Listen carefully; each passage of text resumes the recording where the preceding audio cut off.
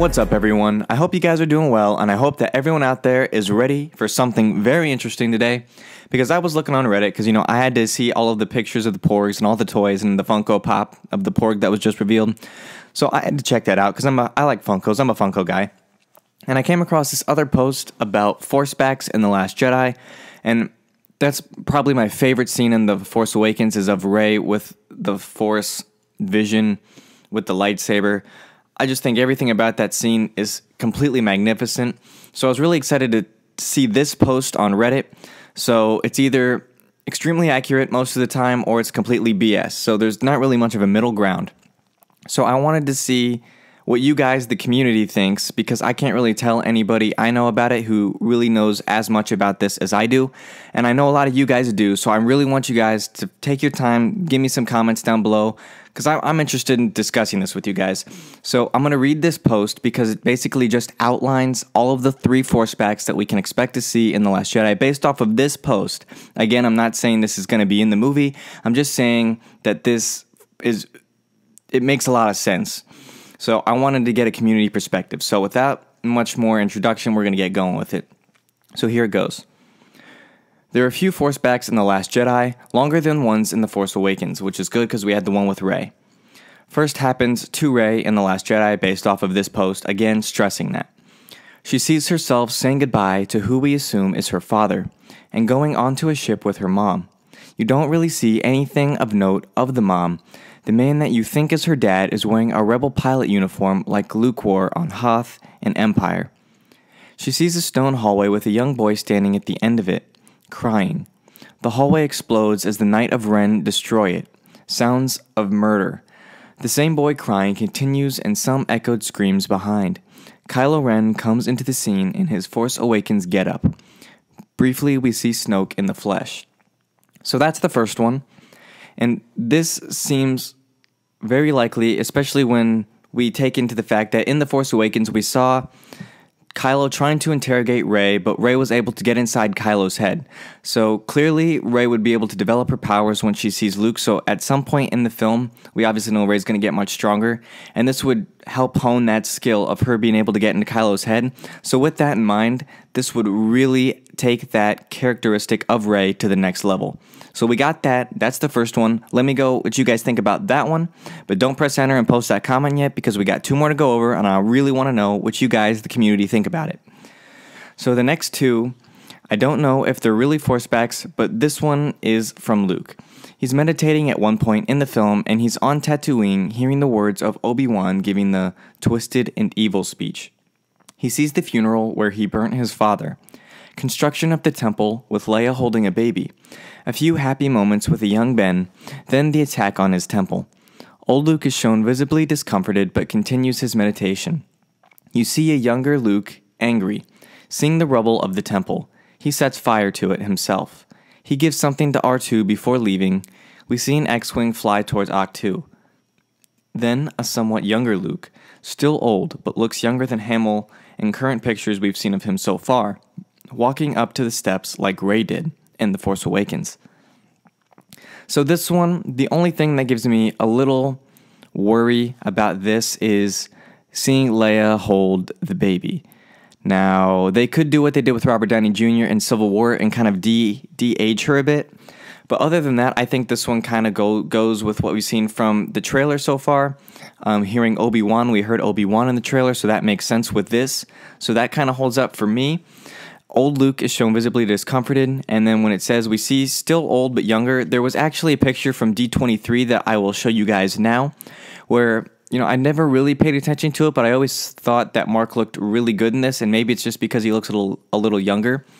So with that in mind, Mark really, really does look discomforted in this, and I think I'm just a big Mark Hamill lover. I just love everything about Mark Hamill. He just looks really BA in this photo.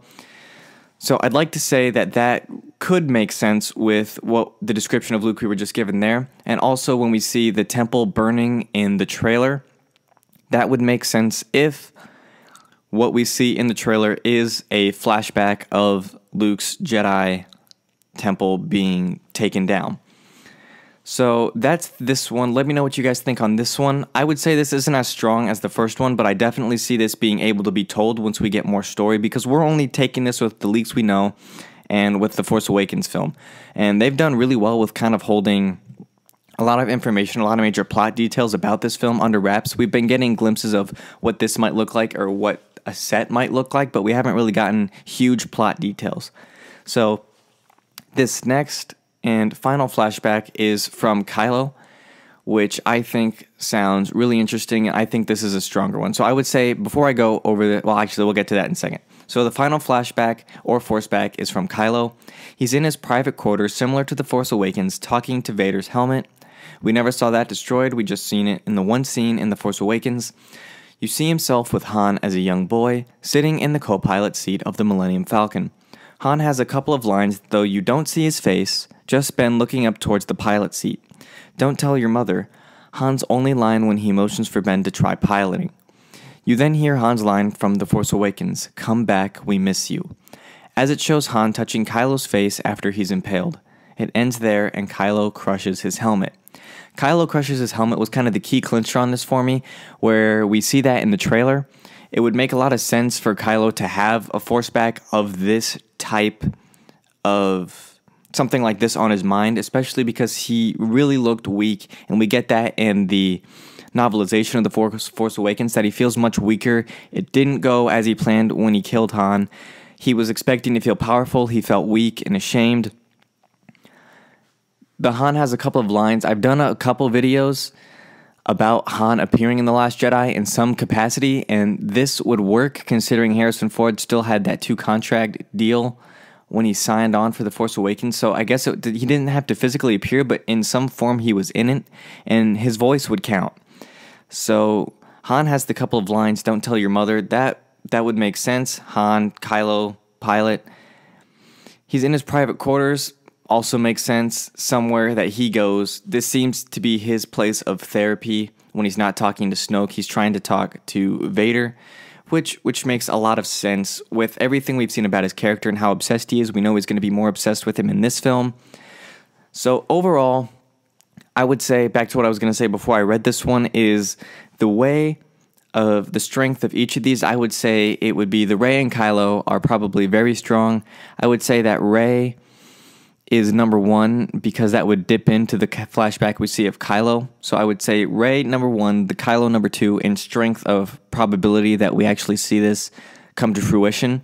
And then the Luke flashbacks make sense, but I would say that there's a little wriggle room in there, especially since we're going to learn a lot more about Luke, and Rian Johnson has said that Luke he's going to be in this. Thank the Lord for all of us hamsters out there. That Mark is going to be a very focal point in this film, and we're going to learn a lot about him. So that is kind of the less powerful, more potent idea, concept out there, because we just don't know a lot about it yet. Because we weren't given that much about it in The Force Awakens. He was in the movie for 44 seconds, and he just turned around and gave us that look. So I want to know, I really, really want to know what you guys think. Again, this is from Reddit. It's not official. This isn't a leak. This is, well, it could be a leak. This is just what somebody put out there. I read it. My mind was kind of blown.